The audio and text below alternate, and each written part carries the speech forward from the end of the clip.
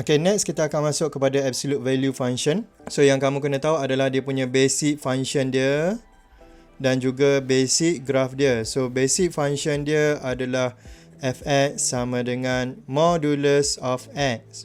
Okay, ataupun y sama dengan modulus of x. Basic graph dia adalah macam ni. Ini x, ini y, dia bentuk V. Dia start daripada kosong ni, kemudian V macam tu. Okay. So ini adalah basic graph dia. Baik, kita tengok contoh. Yang pertama adalah, katakan saya ada y equals to negative modulus of x. So kalau kita tengok ini negatif di luar function, dia akan flip dekat x axis. So graph dia akan jadi macam mana? Baik, yang original dia adalah macam ni. Bila flip dekat x axis, anggap ini cermin. So kita flipkan dia, kita akan dapat macam ni. Okay. Baik, domain dengan range. Domain dan range untuk y equals to modulus of x. Okay, ini domain dia, ini range dia. Okay, domain dia adalah, baik, yang mana paling kiri sekali? Negative, infinity not included. Paling kanan sekali? Infinity. Range dia, apa yang paling bawah sekali ni? Kosong, dan kosong adalah termasuk. Apa yang paling atas sekali? Dia akan pergi kepada infinity. Baik, kembali kepada soalan kita yang pertama ni, apa dia punya domain dan range? Saya padam dulu yang tidak berkaitan ni. Okay, so domain dia yang paling kiri sekali adalah negative infinity, paling kanan sekali adalah infinity. Range dia, apa yang paling bawah sekali ni untuk graf kita? Negative infinity. Apa yang paling atas sekali ni? Dia adalah kosong dan termasuk. Okay, kita pergi kepada soalan yang kedua, iaitu katakan y equals to modulus of negative x. So kalau kamu perasan, ini negatif ni berada di dalam function. So bila di dalam function, dia akan flip at y axis. So apa jadi kalau flip at y axis? Baik, ini adalah basic graph dia. So bila nak flip dekat y axis, kita akan anggap y axis ni adalah cermin. So bila flip, kita akan dapat benda yang sama. Okay, dapat benda yang sama, tak berubah.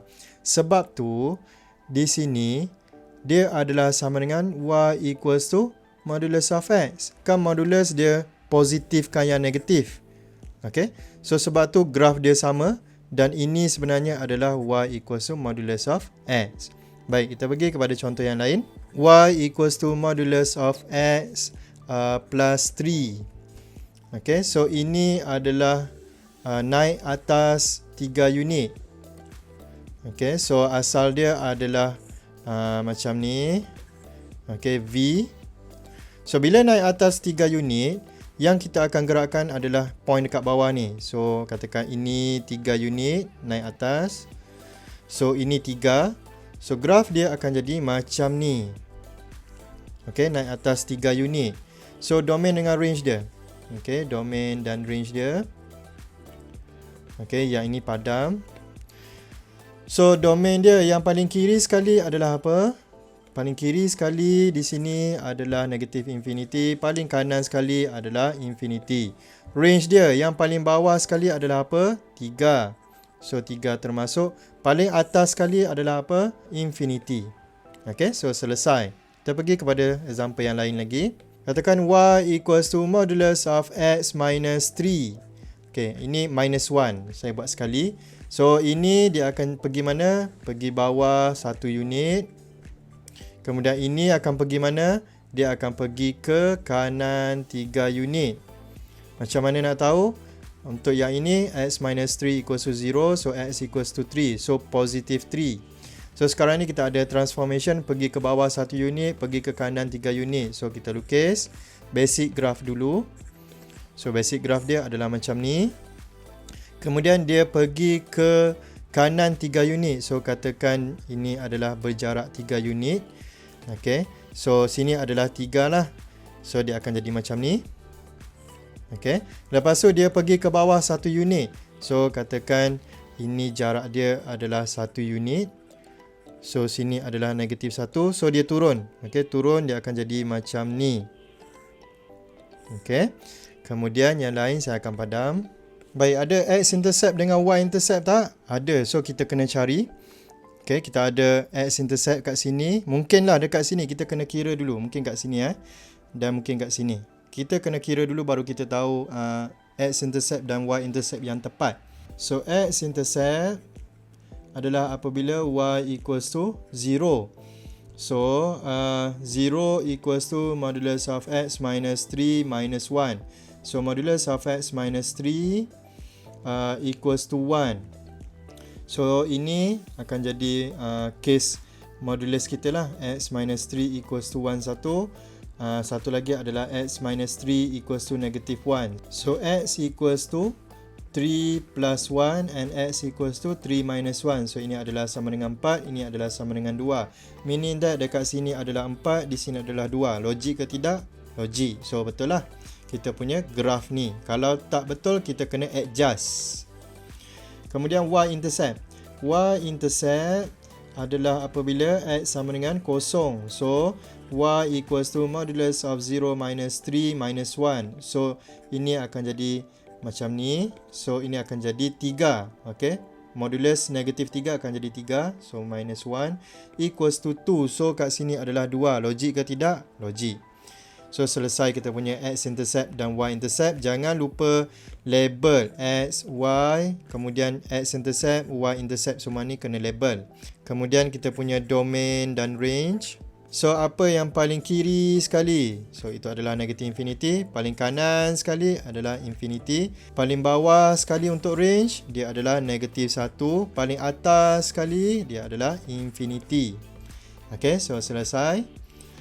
Kita pergi pada contoh yang seterusnya. Baik, katakan y equals to negative 4 minus x plus 1. Baik, so kita tengok transformation kat sini. Dekat luar ni ada negatif, so ini adalah flip dekat x-axis. Kemudian dekat dalam ni pun ada negatif, so dia akan flip at y-axis tapi akan dapat benda yang sama. Kemudian ini, okay, kita kira 4 minus x equals to 0. So 4 equals to x, meaning that dia akan pergi ke kanan 4 unit. Kemudian yang ini dia akan naik atas 1 unit. So sekarang ni kita lukis kita punya graf. So x, y. Kemudian ini adalah basic graph kita. Kemudian flip at x-axis. So dia akan jadi macam ni. Flip at y-axis sama juga, jadi macam ni juga. Okay, so yang lain saya padam. Kemudian naik atas 1 unit. Okay, antara pergi kiri, kanan, atas, bawah, kamu boleh pilih mana-mana. Tetapi kalau ada flip, ingat buat flip dulu. Okay, so naik atas 1 unit. So dia akan jadi macam ni. Okay, ini adalah 1. Kemudian dia pergi ke kanan 4 unit. So katakan sini 4. So dia akan jadi macam ni. Okay, so yang lain saya akan padam. Baik, sekarang ni kita ada x-intercept dan y-intercept ke tidak? Ada. Sini y-intercept, sini x-intercept. So kita kena kira. Okay, so kita kira. X-intercept adalah apabila y equals to 0.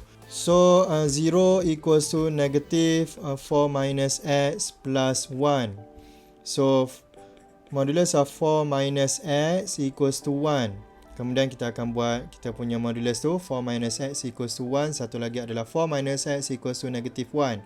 So yang ini kita akan dapat 4 minus 1 equals to x. So x equals to 3. Satu lagi adalah 4 plus 1 equals to x. So x equals to 5. So maksudnya satu akan dapat dekat 5. So sini 5. Satu lagi akan dapat dekat 3. Tapi yang kita lukis ni dia pergi dekat negatif kan. So kita kena buat apa? Kita kena adjust. Meaning that, okay, kita punya graf ni akan jadi macam ni. Okay, kita padam dulu yang ni. Dia akan jadi macam ni. Okay, satu dekat 5. Satu lagi dekat 3. Okay, kena adjust. Kemudian y-intercept. Okey, kita tengok y-intercept pula. Y-intercept adalah apabila x sama dengan kosong. So y equals to negative 4 minus 0 plus 1. So equals to negative 4 plus 1. So equals to negative 3. So dia berada di bawah. Ini berada di bawah ke tak? Negative 3 berada di bawah. So kita punya graf ni dah betul. So yang tinggal sekarang adalah cari domain and range. So macam biasa, domain kita apa yang paling kiri sekali negative infinity, kanan sekali positive infinity. Yang paling bawah sekali adalah negative infinity, yang paling atas sekali ni adalah 1 dan included. Okay, so bila macam tu selesai kita punya absolute value function. Dan dengan itu kita akan pergi kepada addition, subtraction, multiplication pada next video. So itu sahaja, thank you guys.